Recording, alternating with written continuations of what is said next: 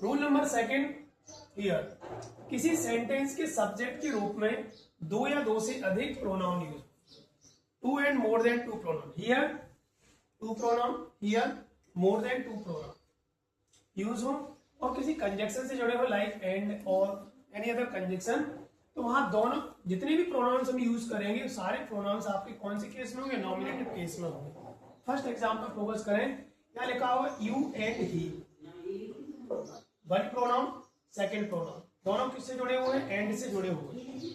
तो यू का जो यहाँ पे केस है, अब यहाँ पे मुझे आइडेंटिफाई करना है कि सर यू सब्जेक्टिव केस होगा ऑब्जेक्टिव केस, तो यहाँ पे यू का जो केस होगा वो कौन सा केस होगा आपका, सब्जेक्टिव केस। यहाँ ही ऑलरेडी कौन सा केस है आपका, subjective case. Clear. Second example को नोटिस करें, यहाँ पे you and one more pronoun is him, you in case of subjective case but him here is objective case. यहाँ ऑब्जेक्टिव केस नहीं आएगा, हिम की जगह क्या होगा, ही, तो बनेगा you and he were good friend. ये अलग रूल है कि सर यहाँ पे वर क्यों आया, ही के हिसाब से तो वॉज आना चाहिए था, लेकिन यहाँ यू के हिसाब से क्या आया है, देखा जाए तो वर। इसका रूल अलग है जब हम पढ़ेंगे सब्जेक्ट वर्ब एग्रीमेंट। तो सब्जेक्ट वर्ब एग्रीमेंट के अंदर जब two and more than two pronoun are add with the conjunction of and then we use plural verb. जब दो या दो से अधिक प्रोनाउन एंड से जुड़े हो तो वर्ब कैसी आती है, प्लूरल आती है। क्लियर। तो ये सब्जेक्ट वर्ब एग्रीमेंट का जब वर्ब पढ़ेंगे तो वहां पर डिस्कस करेंगे। अभी हम केवल प्रोनाउन में उसके केस को स्टडी कर रहे हैं, सब्जेक्टिव केस आएगा या ऑब्जेक्टिव केस आएगा। तो यहाँ पे हिम नहीं होगा, क्या होगा, ही। नेक्स्ट फिर से रूल चेंज होगा, यहाँ पर क्या लिखा हुआ, he you and I. Now we check, he is a subjective case, you is a subjective case, I is a subjective case.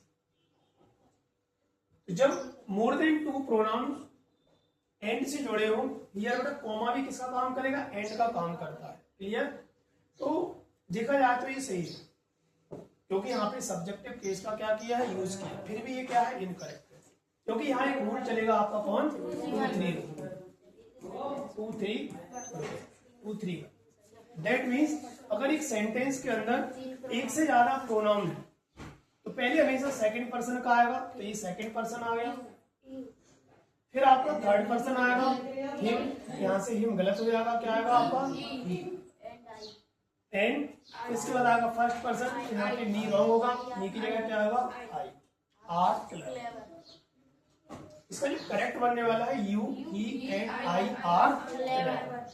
यहाँ आई के अकॉर्डिंग नहीं आएगा, यहाँ ही के अकॉर्डिंग नहीं आएगा, यहाँ यू की। ऐसा नहीं है कि सर जो पहले आएगा उसके अकॉर्डिंग यहाँ पे आर आएगा।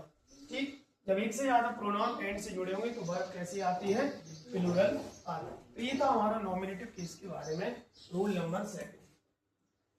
रूल नंबर थर्ड पे अगर हम बात करें,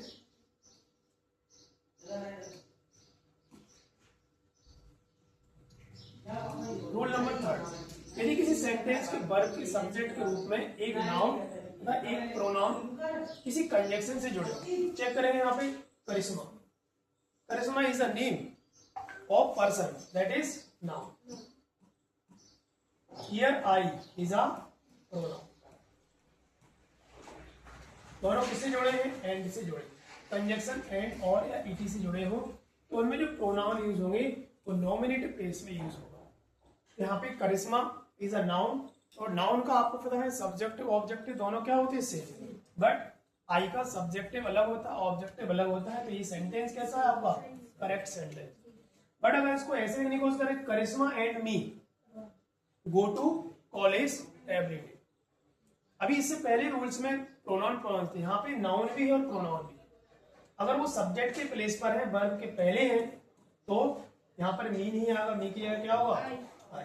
Karishma and I go to college every day. This is the rule number third.